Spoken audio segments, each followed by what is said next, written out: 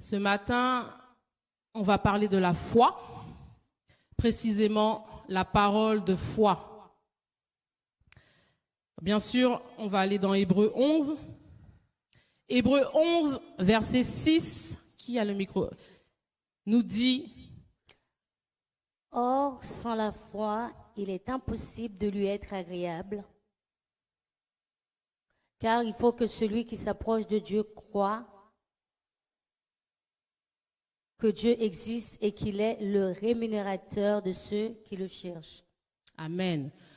Là, Dieu dit que sans la foi, tu ne peux pas lui être agréable.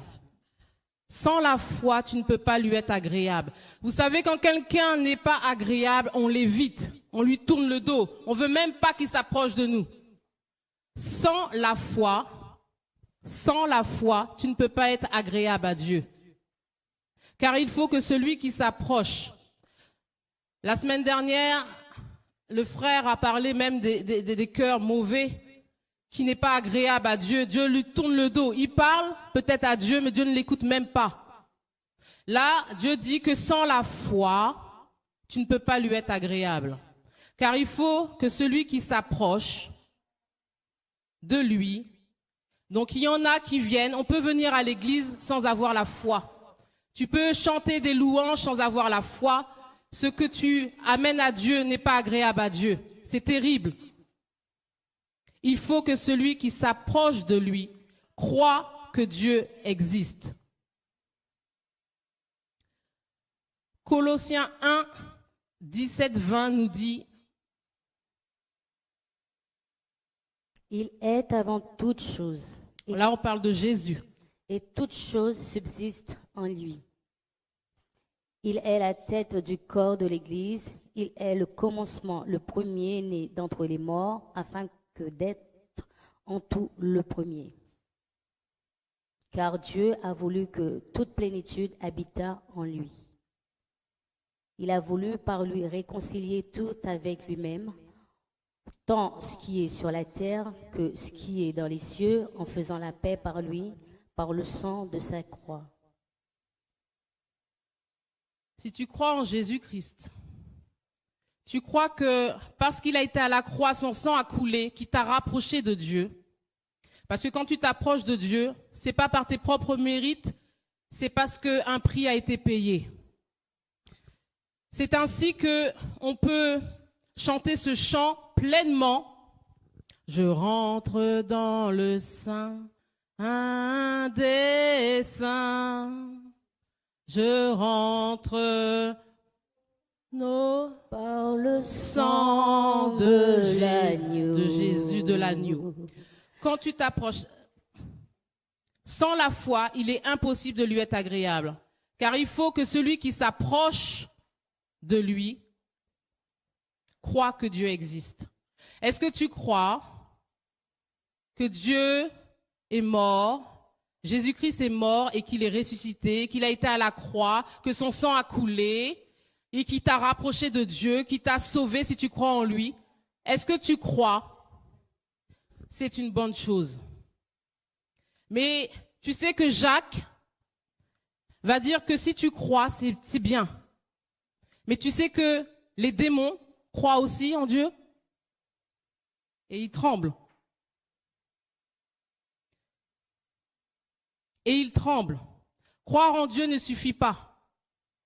Parce que Dieu veut autre chose dans sa relation avec toi. Il dit, je répète pour que ça rentre bien, sans la foi, il est impossible de lui être agréable. Car il faut que celui qui s'approche de lui croit qu'il existe, mais aussi qu'il est le rémunérateur de ceux qui le cherchent. Le rémunérateur, c'est-à-dire celui qui exauce ta prière. Quand tu viens à Dieu, tu crois qu'il est capable de t'exaucer. Si tu n'as pas cette foi-là, c'est même pas la peine d'aller vers Dieu. Tu lui es désagréable. Tu peux croire aussi comme les démons croient, mais ils tremblent. Sans la foi, il est impossible de lui être agréable. Il faut que celui qui s'approche de lui croit qu'il existe et qu'il est le rémunérateur de ceux qui le cherchent. Les enfants ont chanté, oui, nous sommes amis de Dieu. Parce que Dieu n'est pas une statue où on s'approche de lui, on croit en une statue. Il veut un échange. C'est ainsi, il a des cieux et il y a une terre. Il y a des anges qui montent et qui descendent.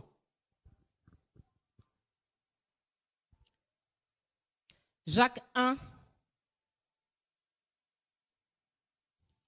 versets 5 à 8, va même préciser. Là, il a donné un exemple.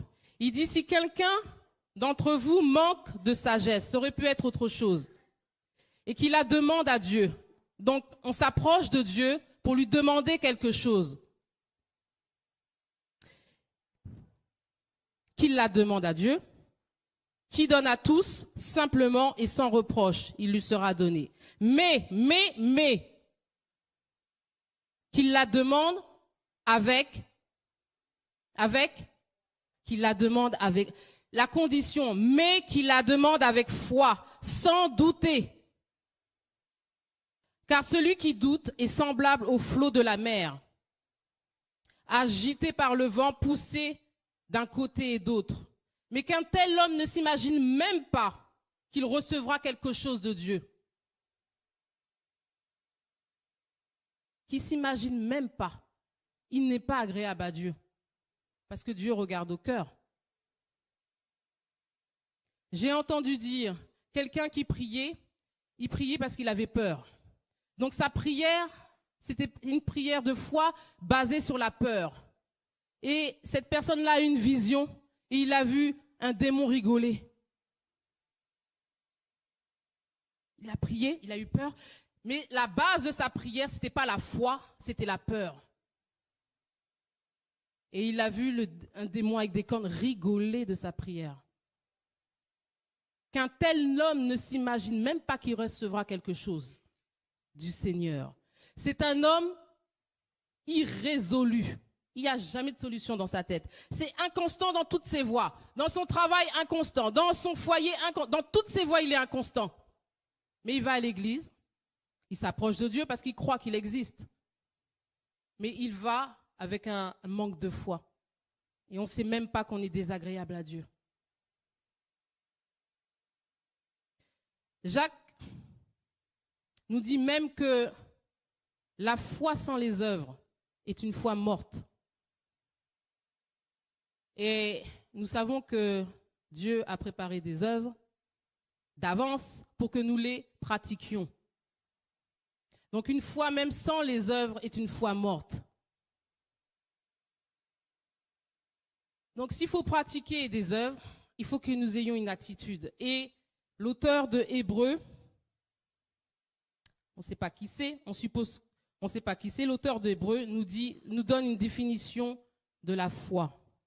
Il dit, la foi est une ferme assurance des choses qu'on espère. Souvenez-vous, sans la foi, il est impossible d'être agréable à Dieu. Et là, on nous explique ce qu'est la foi. La foi est une ferme assurance des choses qu'on espère, une démonstration de celles qu'on ne voit pas. Des choses qu'on espère, des choses qu'on attend. Une foi ferme, une ferme assurance. Quand Jésus a dit à ses disciples, il s'en va vers son Père, vous, allez à la chambre haute, vous recevrez une puissance. De là, vous allez parcourir le monde. Les disciples ont obéi, ils ont obéi, mais ils avaient foi. Ils sont allés à la chambre haute, ils sont allés à cet endroit précis, ils ont prié, ils ont fait chanter des louanges à Dieu et ils ont attendu. Le Seigneur a dit, allez et attendez. Ils avaient cette ferme assurance qu'ils allaient recevoir le Saint-Esprit pour être revêtus de puissance pour aller faire l'œuvre à laquelle ils avaient été appelés. Ils avaient donc cette foi, ils y sont allés. Et c'était là la démonstration de celles qui ne voyaient pas à ce moment précis. Ils ont manifesté quelque chose, ils ont démontré quelque chose. La foi, c'est croire sans avoir vu. Et Jésus a dit, heureux ceux qui croient sans avoir vu. Heureux. Tu as l'assurance d'une existence spirituelle qui va t'arriver dans la vie. Tu as cette assurance-là. Et tu es inébranlable dans tes propos, tu es inébranlable dans ton attitude. Ça peut choquer les gens. Et pour cela, il faut que Dieu te déconnecte. Il faut qu'il te déconnecte de tes 5 sens. Parce que quand il dit, la foi est une ferme assurance des choses qu'on espère, qu'on attend, une démonstration de celles qu'on ne voit pas, c'est qu'on ne voit pas à l'œil nu. Qu'on ne voit pas. Tu ne vois pas. Mais tu démontres que tu l'as déjà. Pierre était là dans une barque, une tempête. Il voit Jésus marcher sur l'eau. Et Pierre, qui a déjà eu une expérience avec son Jésus, il a déjà eu une parole de Dieu qui lui a dit, va de ce côté-là. Et il a eu sa pêche miraculeuse. Il a simplement dit là, dans cette tempête, il faisait nuit, le vent soufflait, ils allaient périr, tout le monde était en panique. Lui, Pierre, il s'est levé, il a dit, Seigneur, ordonne, donne-moi une parole, donne-moi une parole, donne-moi une parole. Ordonne que je vienne jusqu'à toi. Sur cette parole-là, Pierre a marché. Vous imaginez? Il a marché sur l'eau. C'est-à-dire qu'il avait la foi et sa foi il a manifesté sa foi et sa foi s'est matérialisée. Là où il marchait, c'était dur. Jésus a dit, viens. Alors, sa foi, c'était viens. Viens, paf, c'est dur. Viens, c'est dur. Viens. Et la Bible nous dit qu'à un moment donné, dans sa marche de foi, dans sa marche, il vit quoi? Il vit la tempête. C'est-à-dire que là, il a pris la parole de Dieu, il a marché avec la parole spirituelle qui lui a fait son miracle. Et là, après, il a vu avec ses yeux charnels, il est descendu, il a vu là dans le monde visible et cette vue-là l'a fait chuter. Quand tu marches sur la parole que Dieu te donne, ta parole de foi, tu marches dans des circonstances catastrophiques, mais tu marches. C'est ainsi même qu'il dira, je vous donne la puissance de marcher même sur l'ennemi.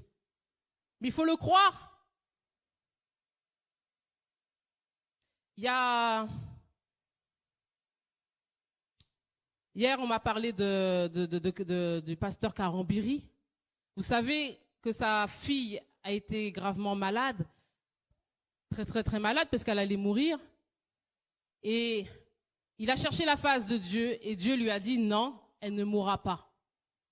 Aux États-Unis. Alors apparemment, elle avait la langue là qui sortait, elle était déjà, elle respirait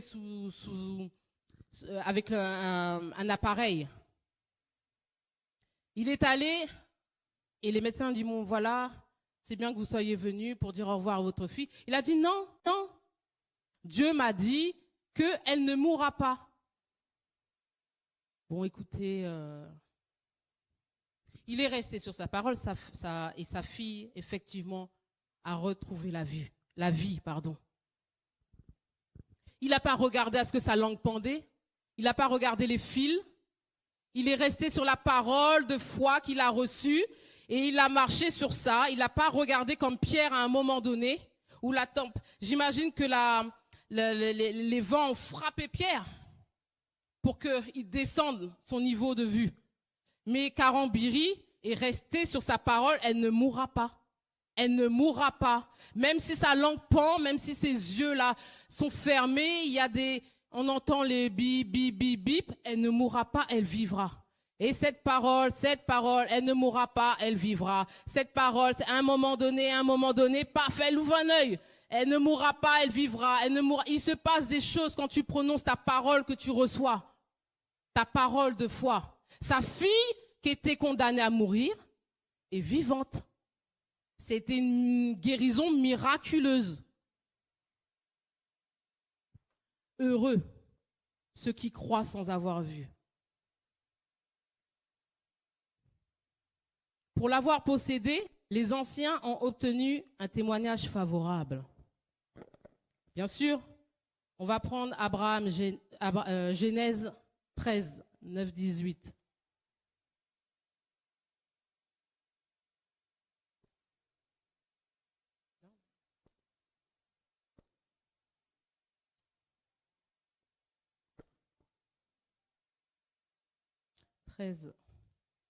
Tout le pays n'est-il pas devant toi? Là, nous sommes Abraham et Lot. Les serviteurs de Lot se disputent avec les serviteurs d'Abraham. Il faut qu'ils se séparent. À un moment donné, il faut une séparation. Abraham va dire à Lot, sépare-toi donc de moi. C'est pas grave. Si tu vas à gauche, moi j'irai à droite. Si tu vas à droite, j'irai à gauche. Alors regardez bien. Lot leva les yeux et vit toute la plaine du Jourdain qui était entièrement arrosée. Avant Sodome et Gomorrhe. C'était comme un jardin de l'Éternel, comme le pays d'Égypte. Il y avait tout. Donc là, Lot, il a vu avec ses yeux charnels, il a vu un beau pays, plein de verdure, où il allait prospérer. Ça, c'est la vue. Abraham, Lot choisit pour lui toute la plaine du Jourdain, égoïste. Il s'avança vers l'Orient. C'est ainsi qu'ils se séparèrent l'un de l'autre. Voilà. Abraham reste là comme dans une terre aride, avec toute sa famille. Abraham habita dans le pays de Canaan. Et Lot habita dans les villes de la plaine et dressa ses tentes jusqu'à Sodome. L'Éternel dit à Abraham, vous imaginez ça, Abraham qui prend son neveu Lot, il y a des disputes, il faut se séparer, et Lot qui prend la meilleure part aux yeux physiques. Là, l'Éternel intervient et lui dit, après que Lot fut séparé de lui, lève les yeux du lieu où tu es, regarde, là, l'Éternel, parce que l'Éternel, c'est le côté spirituel, là, il est en train de l'ouvrir ses yeux spirituels. Lève. Lot a vu avec des yeux naturels, mais l'Éternel est en train d'ouvrir les yeux d'Abraham. Parce que là où il était, il ne peut pas voir tout ça. Il dit, lève les yeux. Là, il lui ouvre les yeux et il dit, regarde, regarde. Regarde vers le nord, vers le midi, vers l'Orient, vers l'Occident. À toi et à ta postérité pour toujours. Je rendrai ta postérité comme la poussière de la terre, en sorte que si quelqu'un peut compter la poussière de la terre, ta postérité sera comptée. Là, l'Éternel a ouvert les yeux d'Abraham. Lot a vu avec ses yeux charnels, ses yeux physiques. Et nous savons très bien ce qui s'est passé. Sodome et Gomorrhe. Pourtant, il a vu avec ses yeux que c'était bon. C'était verdoyant. C'est pour ça qu'il ne faut pas se fier à ce que l'on voit. Des fois, il arrive des choses, il ne faut pas se fier ou confesser des choses par rapport à ce qui t'arrive. Vois d'abord ce que l'Éternel te montre par rapport à cette situation. Je répète, vois d'abord ce que l'Éternel te montre par rapport à cette situation. C'est ainsi qu'il dira à Gédéon, Gédéon qui est le dernier de la tribu, de sa famille, qui se cache, vaillant héros. L'Éternel le voit comme ça, mais lui, il se voit comme ça. C'est comme ça qu'il est dans la réalité. Mais l'Éternel, lui, dans sa pensée, il le voit vaillant héros. C'est pour ça que c'est plus intéressant d'aller voir Dieu que d'aller confesser ce que le monde te voit, les situations te montrent. Anne, vous connaissez Anne? Parce que Hébreu nous dit que beaucoup ont eu un héritage pour l'avoir possédé. On parle de la foi. savez, Anne ne pouvait pas avoir d'enfant et sa rivale se moquait d'elle. Elle voyait, j'imagine qu'elle voyait les enfants de sa rivale jouer, ça l'a mortifiée. Pourtant, son mari l'aimait, mais ça ne lui suffisait pas. Alors, elle a été au temple et elle a prié. Elle a prié, elle a prié. Elle a tellement prié là. Elle a prié, elle a prié, elle a prié, elle a prié, elle a prié, elle a prié. Dans sa souffrance, elle a prié. Que le serviteur a même cru qu'elle était ivre. Mais qu'est-ce qu'elle a vu quand elle a prié? Qu'est-ce qu'elle a vu quand elle a prié? Parce qu'elle a dit au Seigneur, elle n'a pas dit si tu me donnes une fille, elle a dit elle a vu son fils. Dieu lui a montré son fils. Elle a dit, si tu me donnes un fils, je vais te le consacrer. À l'époque, on ne consacre pas une fille. Sinon, elle aurait dit, si tu me donnes une fille, c'est bien, mais si tu me donnes un gars, c'était clair.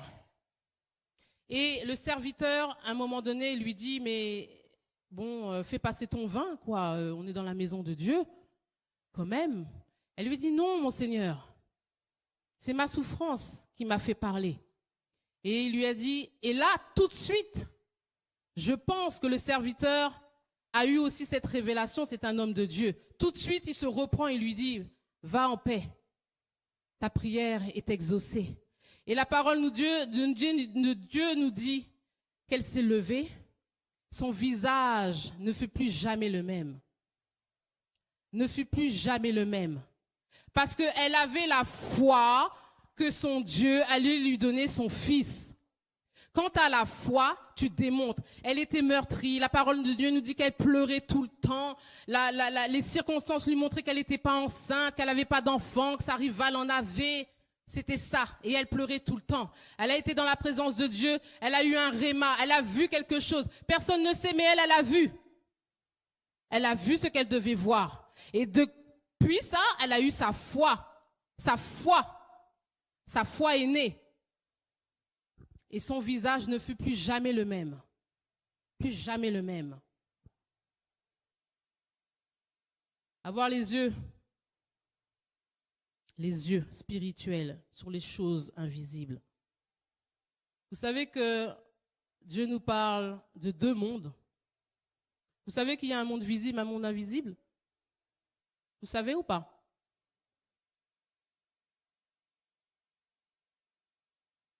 Hébreux 11, on nous dit, c'est par la foi que nous reconnaissons que le monde a été formé par la parole de Dieu. En sorte que ce qu'on voit là avec nos yeux, n'a pas été fait de choses visibles. Ce que tu vois là, ça n'a pas été fait de choses visibles. C'est la parole de Dieu qui le dit. Colossiens va préciser ça. Je ne sais pas si je te l'ai donné. Colossiens 1, 15 à 16. Vas-y. Il est l'image du Dieu invisible, le premier-né de toute la création. Car en lui ont été créées toutes les choses qui sont dans les cieux et sur la terre, les visibles et les invisibles. Trône, dignité, domination, autorité. Tout a été créé par lui et pour lui. Là, Dieu nous dit qu'en lui, on parle de Jésus, ont été créées toutes les choses qui sont dans les cieux et sur la terre. Tout. Les visibles, mais aussi les invisibles. OK. On va dans Exode 25-40. C'est Moïse. Regarde et fais d'après le modèle qui t'est montré sur la montagne. Aïe, aïe, aïe. Là, Moïse doit construire le tabernacle. Moïse, qui a l'habitude d'aller dans la présence de Dieu, dans son mont Sinaï, où Dieu lui montre des choses, pour la construction du tabernacle, les moindres détails, le pupitre là, le micro-ci, tout. Il a dit, fais d'après le modèle là que je te montre sur la montagne. C'est-à-dire que Le tabernacle qu'il a construit existait déjà dans le monde invisible. Et il devait reproduire d'après ce modèle-là.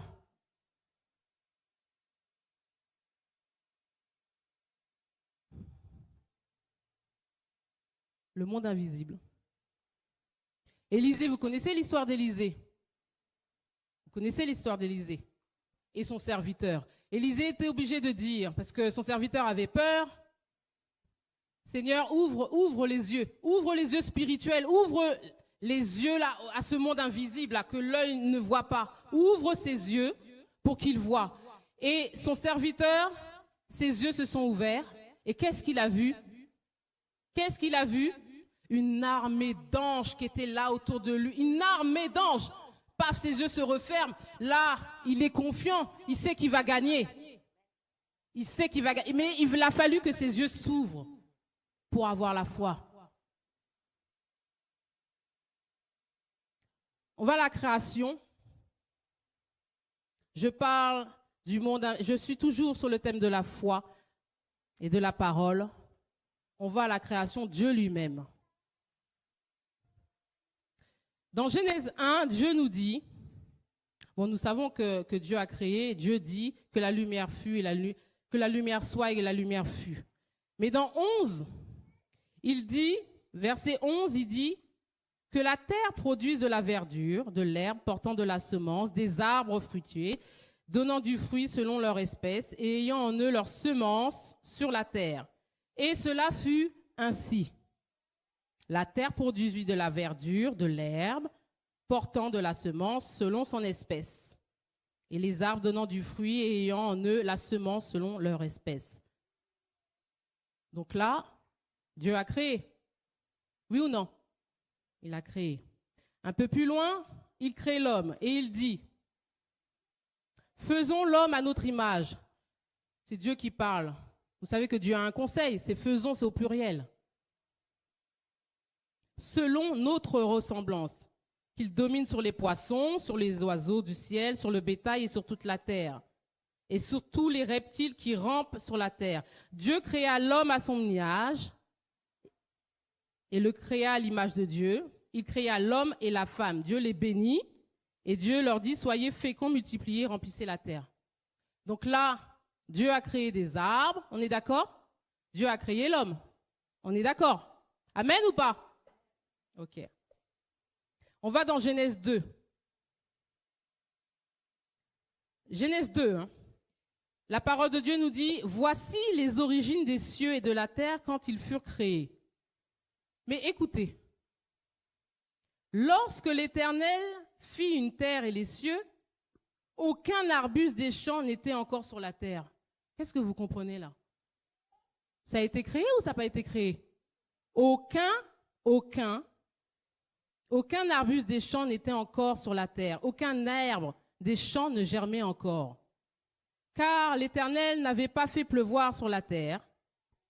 Et là, il dit, il n'y avait point d'homme pour cultiver.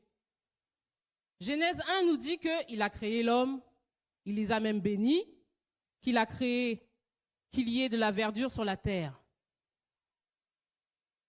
Là,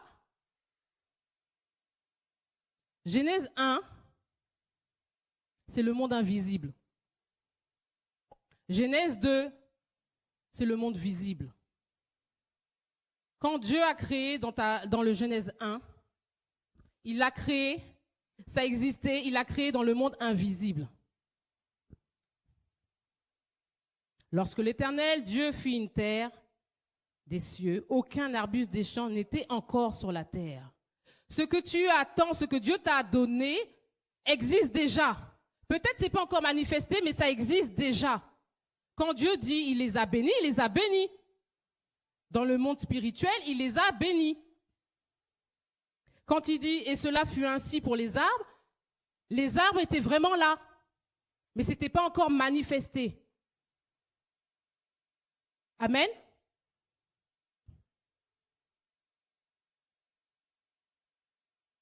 Genèse 1, c'est le monde invisible. Quand on a vu dans Colossiens que Dieu a créé toutes choses, les visibles et les invisibles. Je ne sais pas ce qui s'est passé pour Curtis, mais il s'est passé quelque chose dans le monde invisible qui s'est manifesté sur cette terre. Amen. Et entre le monde invisible et le monde visible, il y a une frontière. Il y a une frontière. Il y a une frontière. Alors, comment on passe de Genèse 1 à Genèse 2? Comment tu passes de ce que Dieu te montre à la manifestation sur terre? Comment? Comment tu passes de ton Genèse 1 à ton Genèse 2?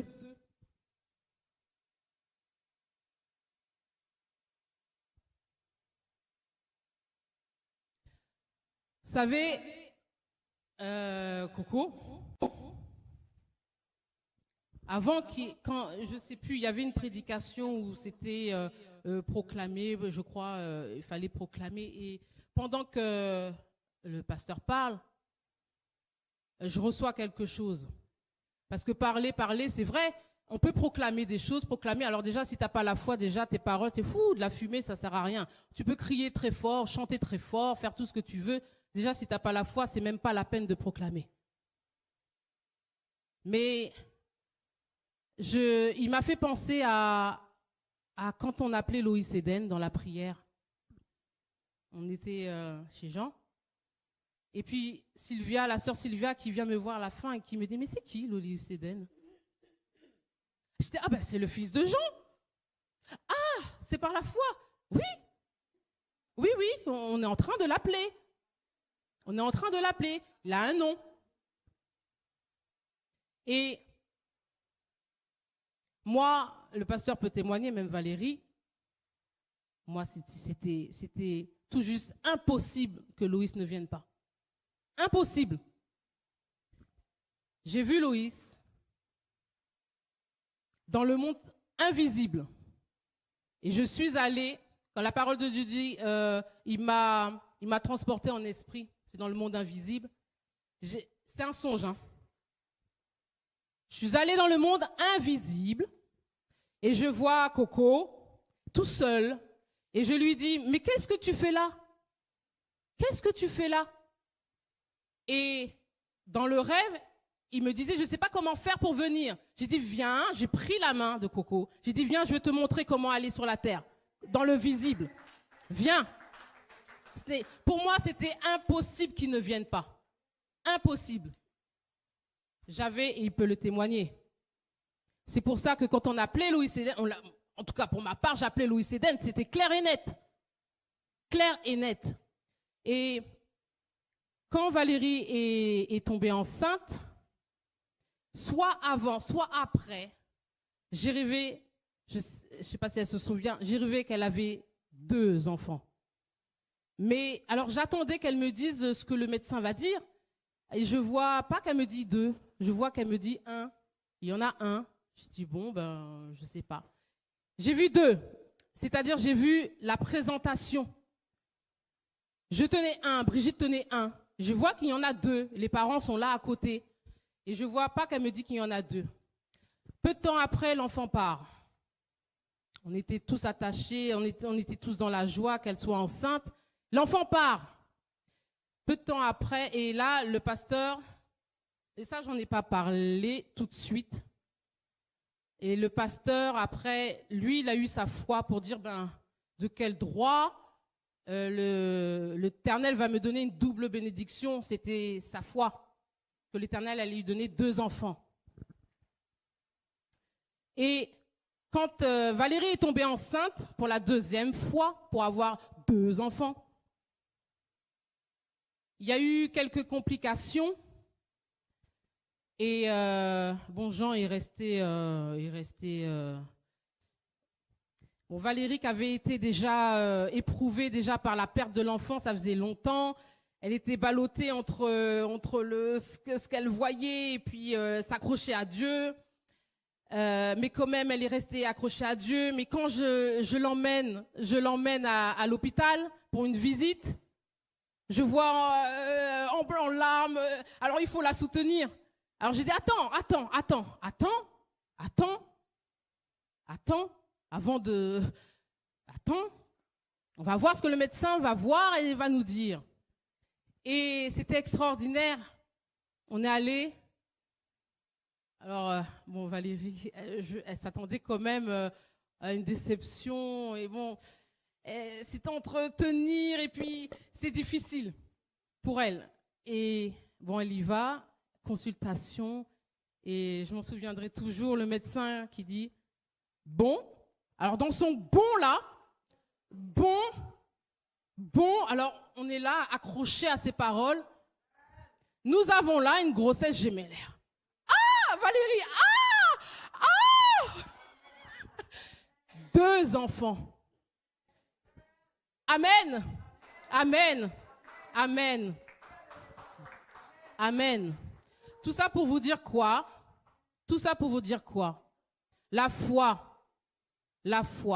c'est comme une échographie. Une femme qui ne sait pas, qui doute peut-être qui va en consultation chez un gynécologue pour voir si elle est enceinte. Qu'est-ce que le médecin fait? Il y a la machine qui est reliée à un fil et le fil est connecté au ventre, n'est-ce pas? Oui ou non? Est connecté au fil. Là, le médecin regarde avec ses yeux de médecin ce que l'appareil lui dit. S'il voit un cœur qui bat, même si le ventre est plat, le ventre est plat, si la machine, l'échographie dit qu'il y a un enfant, il dit, madame, vous êtes enceinte. Toute femme, quelle qu'elle soit, prend cette parole-là et elle croit qu'elle est enceinte, même si elle ne le voit pas.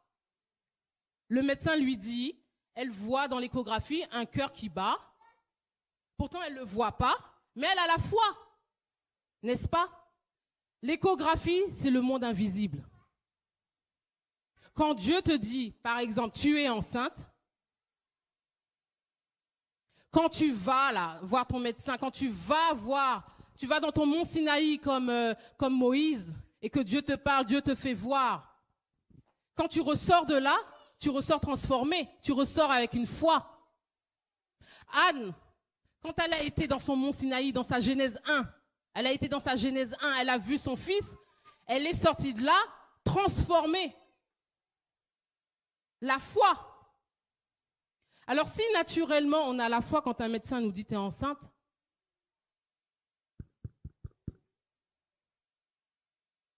et sans la foi tu ne peux pas être agréable à Dieu. Et on peut s'approcher de Dieu parce que tu crois seulement à ton salut. Oui, le sang de Jésus-Christ t'a rapproché de Dieu et puis ça s'arrête là. Mais Dieu dit qu'il faut que celui qui s'approche de lui croit qu'il est le rémunérateur de ceux qui le cherchent.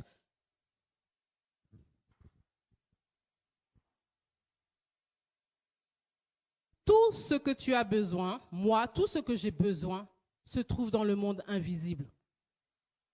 Le tabernacle que Moïse a créé a été fait, c'est une copie de ce qui existait déjà. Une fois, j'ai fait un rêve et je ne sais pas, il y avait plein de monde, comme dans un stade. Et puis il y a quelqu'un qui parle de Tuek. Et moi, je me suis levée, j'ai dit, mais Tuek, c'est mon église, qu'est-ce qu'il parle de Tuek? J'ai parlé de ça à Jean et Jean, il fait, ben non, mais en fait, ça existe déjà, Tuek existe déjà. Tuek existe déjà. Parce que dans mon rêve, je ne comprenais pas comment il parle de Tuek comme ça, comme si c'est pas quelqu'un de l'église, et Tuek, mon église. Tout ce qui est comme dans la création, les arbres existent. Il faut juste la manifestation. Et vous savez, le passeport pour aller dans ta Genèse 1, là, dans ton mont Sinaï, c'est la foi. Quand tu vas à l'aéroport, tu passes une douane, on te demande des papiers. Quand tu veux aller dans le monde spirituel, dans ta Genèse 1, quand tu veux aller dans ton mont Sinaï, si tu n'as pas la foi, tu ne passes pas. Tu ne passes pas.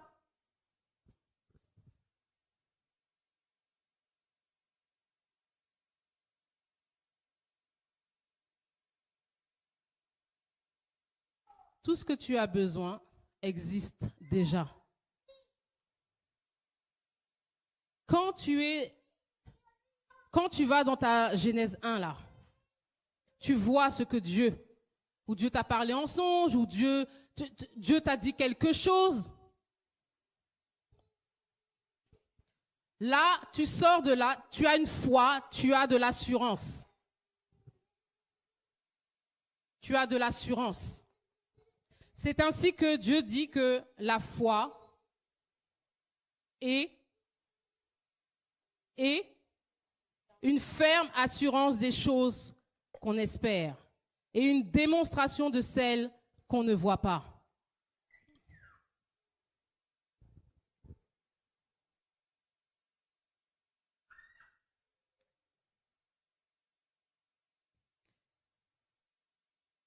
Tu vas avec la foi dans ton mont Sinaï, dans ta Genèse 1.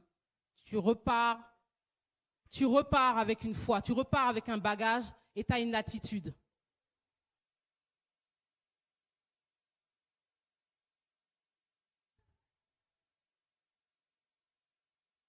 Quand Dieu reviendra, trouvera-t-il la foi? Quand Dieu reviendra, trouvera-t-il la foi?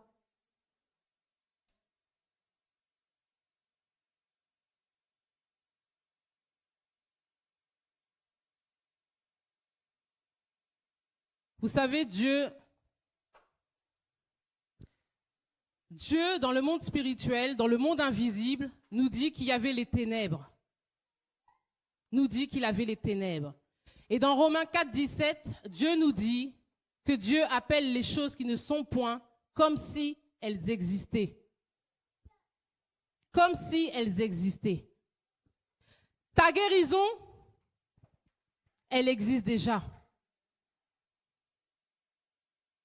Les choses qui ne sont point comme si elles existaient. La foi aussi appelle les choses qui ne sont point comme si elles existaient. Est-ce qu'on peut tenir les enfants, s'il vous plaît?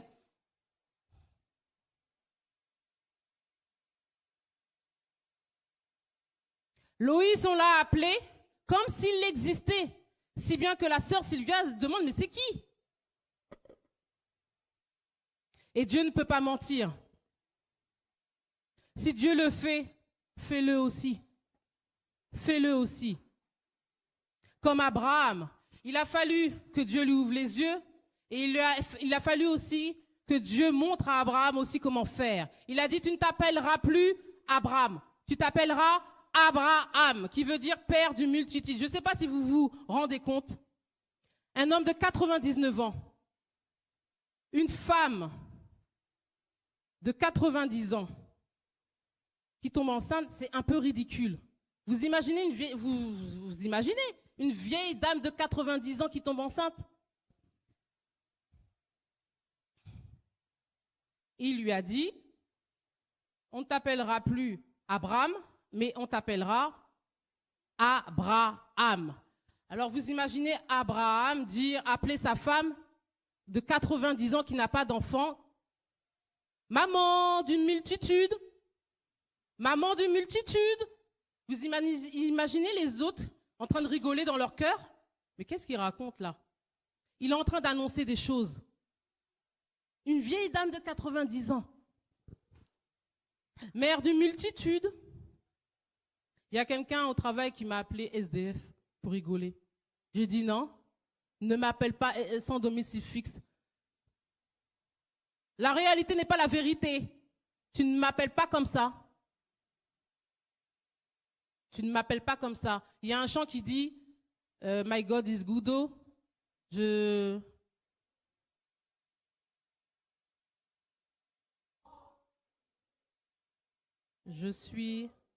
m'appelle succès. Je m'appelle réussite. Je m'appelle Seigneur, je possède des terres. Je ne m'appelle pas SDF.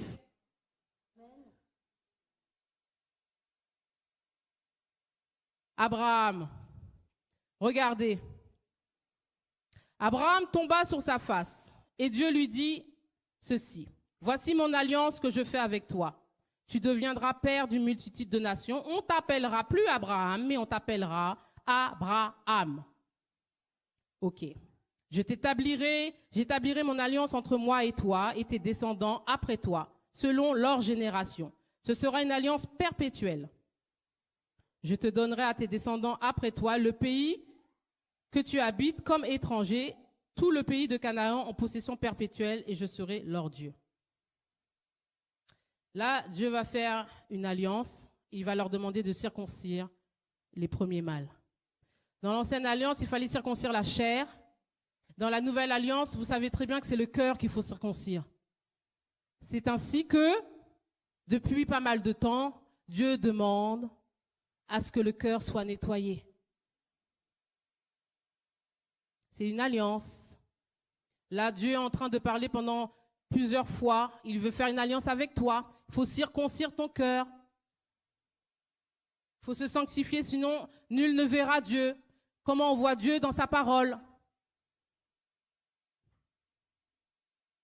Dieu dit à Abraham, tu ne donneras, alors là c'est trop marrant. Dieu dit à Abraham, tu ne donneras plus à Sarai, ta femme, le nom de Sarai, mais le nom de Sarah. Je la bénirai et je te donnerai d'elle un fils. Je la bénirai et elle deviendra des nations, des rois de peuples sortiront d'elle. Comme Abraham, vous savez qu'Abraham était l'ami de Dieu.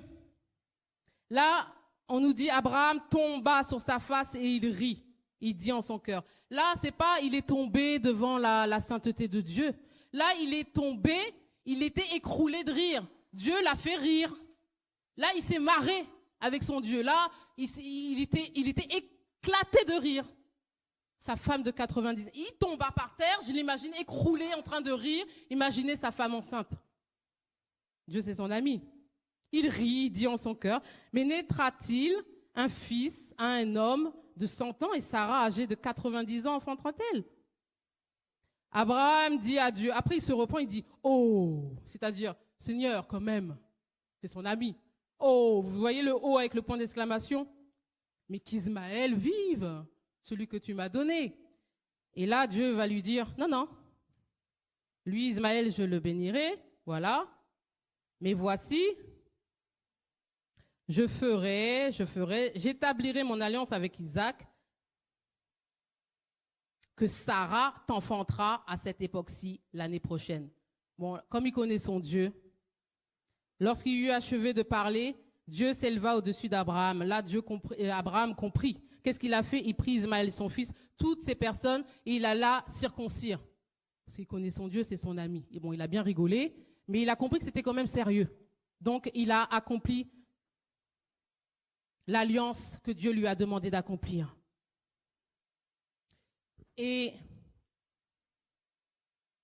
Abraham, comme Dieu se présentait à lui, l'invisible se présentait à lui, le monde surnaturel se présentait à lui directement. Genèse 1 va nous dire ceci. Lorsque l'Éternel Dieu fit une terre et des cieux, aucun arbuste des champs n'était encore sur la terre. C'était encore dans le monde invisible. Amen. Aucune herbe des champs ne germait encore, car l'Éternel Dieu n'avait pas fait pleuvoir sur la terre, et il n'y avait point d'homme pour cultiver le sol. Mais, répète après moi, mais, là on est en train de passer de Genèse 1 à Genèse 2, du monde invisible au monde visible. Mais, une vapeur s'éleva d'où? De la terre elle-même. Une vapeur s'éleva de la terre et arrosa toute la surface du sol. Une vapeur. C'est de l'eau. Dieu n'a pas fait couler. C'est de... Garde ton cœur plus que toute autre chose. C'est de là que proviennent les sources de la vie. L'Éternel Dieu, on ne nous a pas dit qu'il a créé l'homme là. Là, il a dit il a formé. Vous imaginez là Dieu le Père en tant que potier, avec sa salopette, il a pris la terre. Voilà, la terre est mouillée, il y a de l'eau. Il va former l'homme. Il va lui former des oreilles. Il va former l'homme, tel un potier. Mais là, l'homme n'est pas encore vivant. Il le forme. Et l'Éternel Dieu forma l'homme de la poussière de la terre. Ensuite, quand il l'a bien formé, il fait quoi? Il souffla dans ses narines un souffle de vie. Et là, la poterie devient, on nous dit quoi? Une âme, un être vivant. Un être vivant. Tout ça pour dire quoi? Entre Genèse 1 et Genèse 2, l'eau. Dans Ésaïe 55, on nous dit que mes pensées, Dieu dit que mes pensées, je ne sais pas si je l'ai, comme la pluie, autant mes voix sont élevées au-dessus de vos voix, mes pensées au-dessus de vos pensées, comme la pluie, la neige descendent des cieux et n'y retourne pas sans avoir arrosé, fécondé la terre et fait germer les plantes, sans avoir donné de la semence au semeur, du pain à celui qui mange. Ainsi en est-il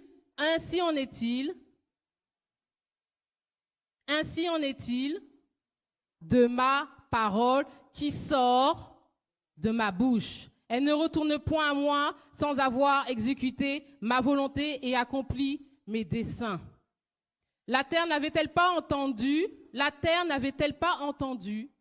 parole de Dieu? La terre n'avait-elle pas entendu la parole de Dieu? Est-ce que la terre a entendu? Est-ce que ta terre entend la parole? La foi vient de ce qu'on entend et ce qu'on entend vient de la parole de Dieu. Quand tu vas dans ton Genèse, il faut qu'il y ait quelque chose ça c'est à toi, qui sorte de toi.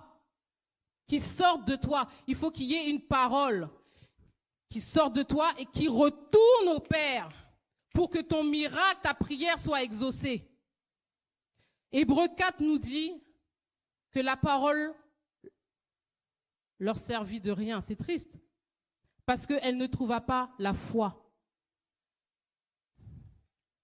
Toute la création attend la manifestation des fils de Dieu. Toute la création attend la manifestation des fils de Dieu. La foi est une ferme assurance des choses qu'on espère, qu'on attend, et une démonstration de celles qu'on ne voit pas. Quelle est la parole que Dieu t'a dite? Tu as été dans ton Genèse 1, tu as vu, Dieu t'a dit ci, Dieu t'a dit ça. Même si ça tarde. Abraham a attendu 25 ans. Il a fallu que Dieu lui ouvre les yeux et il a fallu que Dieu l'éduque sur la parole. C'est à partir de là, quand il a eu la parole de foi, ses yeux se sont ouverts et qu'il a manifesté avec la parole de foi que Sarah est tombée enceinte. C'est à ce moment-là que la terre a produit des arbres. Que l'homme même fut formé. Vous savez, la parole, la foi, le Saint-Esprit. La parole, la foi, le Saint-Esprit. Tel il est, tel nous sommes. Comporte-toi comme Dieu. Et nous encourage à marcher sur les pas d'Abraham, le père de la foi.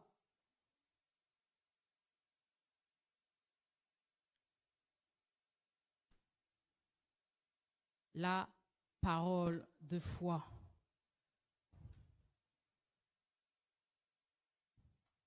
Ceux qui s'approchent de Dieu, il faut qu'ils aient la foi, parce que sinon tu es désagréable à Dieu. Tu es aussi désagréable quand ton cœur n'est pas lavé. Mais dans la définition de la foi, Dieu ne s'arrête pas là. Il veut un échange, il veut t'exaucer. Il faut que toi, tu crois qu'il est le rémunérateur de toi qui le cherches.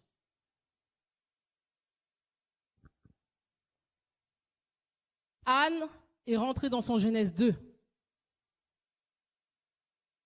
Elle a vu, elle a cru, puis jamais son visage n'a été pareil.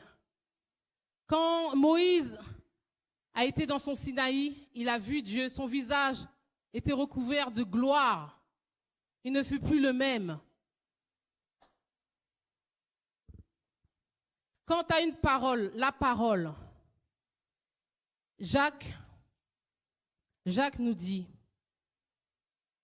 c'est pourquoi, rejetant toute souillure et tout excès de malice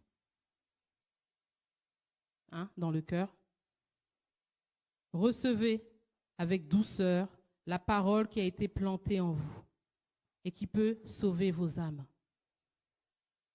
Mettez en pratique la parole et ne vous bornez pas à l'écouter en vous trompant vous-même par de faux raisonnements.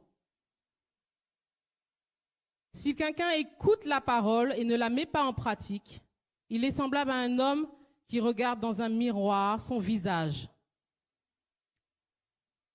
Quand tu plonges, la parole de Dieu nous dit que après, tout de suite, il oublie qui il était. Mais celui qui aura plongé le regard dans la loi parfaite, celui qui aura plongé les regards dans la parole de Dieu. Vous savez que quand vous prenez la parole, vous pouvez avoir un réma pour ta situation, pour ce moment précis, qui plonge. C'est pour ça que dans Genèse 1, 2, on nous parle d'une vapeur, de l'eau. Tu plonges tes regards dans la parole. Et la Bible nous dit que la parole s'est faite chair. Que Jésus est le consommateur de la foi.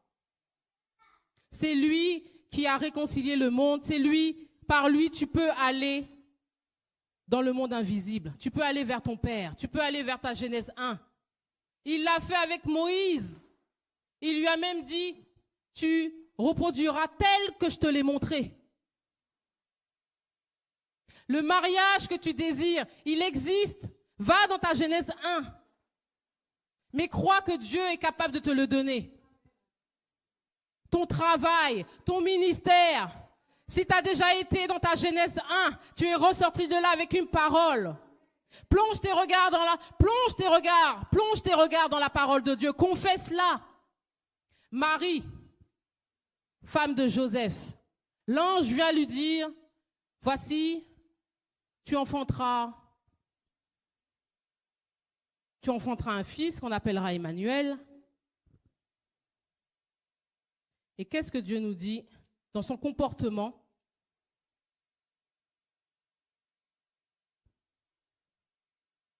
La parole de Dieu nous dit que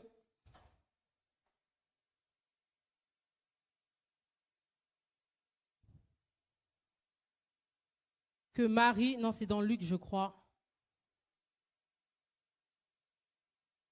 elle a eu une attitude, pour moi une révélation.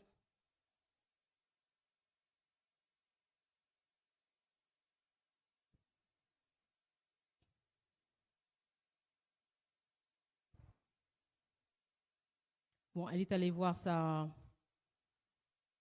Bon, l'ange lui dit, voici, tu vas tomber enceinte, ne crains pas.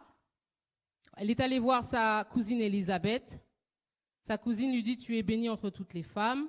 Je paraphrase. Et Marie dit, mon âme exalte le Seigneur et mon esprit se réjouit de Dieu, mon Sauveur, parce qu'il a jeté les yeux sur la bassesse de sa servante. Car voici désormais, toutes les générations me diront bienheureuse, parce que le Tout-Puissant a fait pour moi de grandes choses. Son nom est saint et sa miséricorde s'étend d'âge en âge sur ceux qui le craignent. Il a déployé la force de son bras, parce que c'est quelque chose d'extraordinaire que Dieu a fait. Il a dispersé ceux qui avaient dans le cœur des pensées orgueilleuses. Il a renversé les puissants de leur trône. Il a élevé les humbles. Il a rassasié de biens les affamés. Il a renvoyé les riches à vide.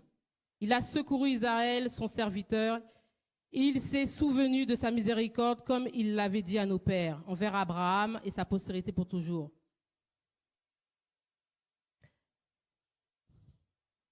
Là où je veux dire, c'est que la parole de Dieu nous dit que Marie, quand l'ange lui a dit qu'elle allait tomber enceinte, elle a juste dit comment cela se fera-t-il. Il lui a dit, le Saint-Esprit viendra sur toi et la puissance du Très-Haut te couvrira de son ombre. C'est pourquoi le saint enfant qui naîtra de toi sera appelé le Fils du Très-Haut. Et la parole de Dieu nous dit que Marie, elle a ressassé ça dans son cœur, tout le temps. Elle a ressassé cette parole tout le temps, tout le temps. Elle n'a pas été dire ça à gauche, ni à droite, ni à gauche. Elle l'a ressassé où? Dans son cœur. Dieu a dit à Adam que tu dois cultiver et garder Éden, ton cœur. elle a accepté la parole avec douceur. Et elle a ressassé. Elle a ressassé. Tu as reçu quelque chose de Dieu, du monde spirituel, ressasse-le. Proclame-le. Proclame-le. Proclame-le. Elle l'a ressassé dans son cœur.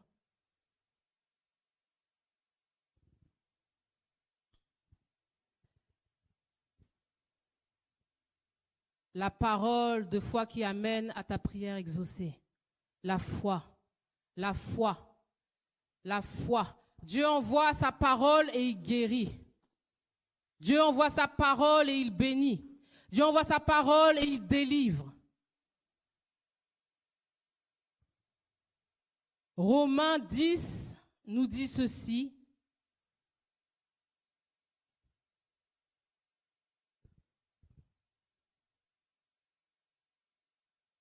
La parole est près de toi, dans ta bouche et dans ton cœur.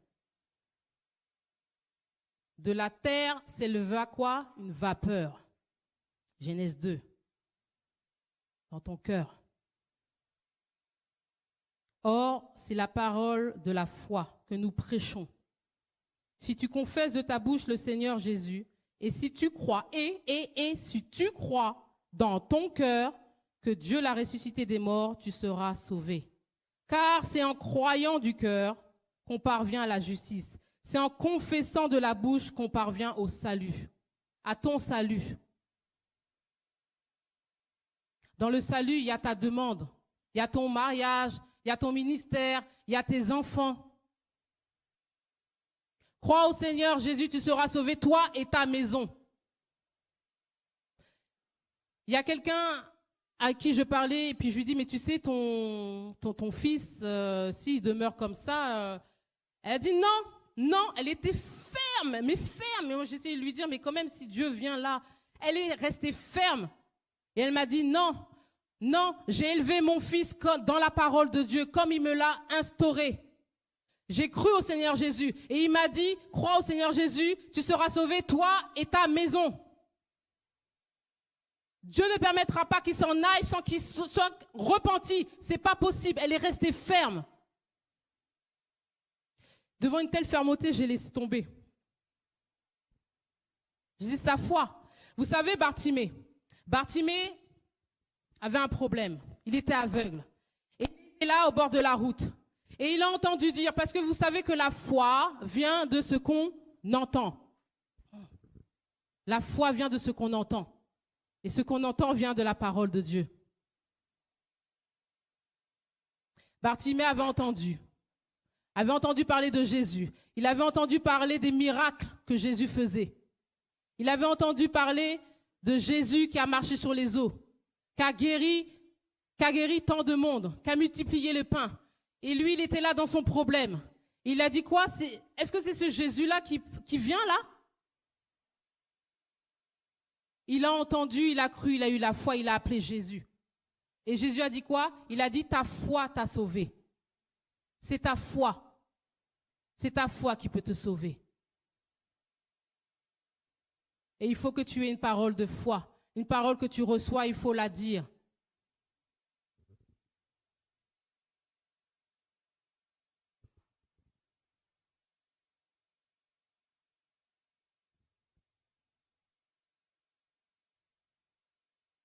La terre attend la manifestation des fils de Dieu.